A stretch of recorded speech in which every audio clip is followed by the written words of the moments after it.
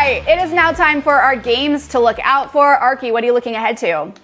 Well, so because of the aforementioned COVID, it is too soon to be able to make this bet unless you truly sort of believe in it. But I'm looking at the Colts at the Cardinals right now, and the Cardinals are a 2-point favorite coming back at home, and that seems wonky considering the Cardinals have lost 2 in a row.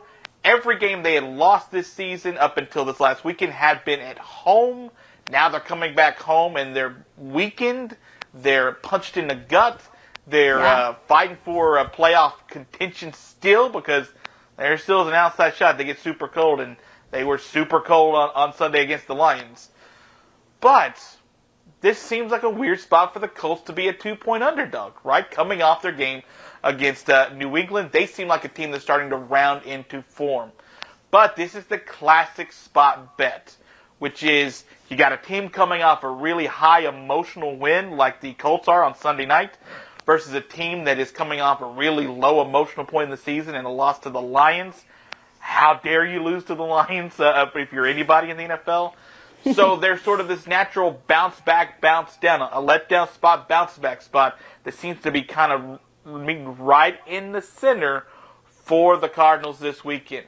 I still don't like the Cardinals in this spot, but I'm going to wait a little bit later. I got to make sure no one's got COVID for crying out loud. It's only Monday.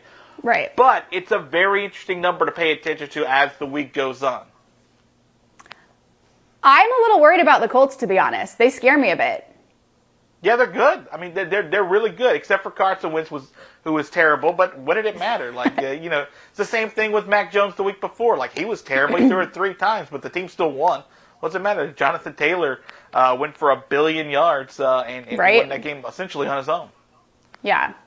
Well, you mentioned those Lions, and that's what I'm looking ahead to, is the Lions, who are now 2-11-1, thank you, taking on the Falcons, who are 6-8, 1-5 at home.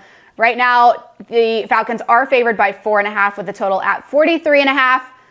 Quick question. Can I play for Dan Campbell? Because I absolutely love this guy. I think he might be my favorite coach outside of Andy Reid. We got to see that epic locker room post-game speech. They now have won 2 of their last 5. Let's go. And guess what? So have the Falcons. The Lions actually lead the all-time series in this one 25-13 since 1966 and have played them twice in the last 5 years, and they split those games. Matt Ryan is 4-2 in career starts when facing the Lions, while Jared Goff is 1-1 in his starts against the Falcons.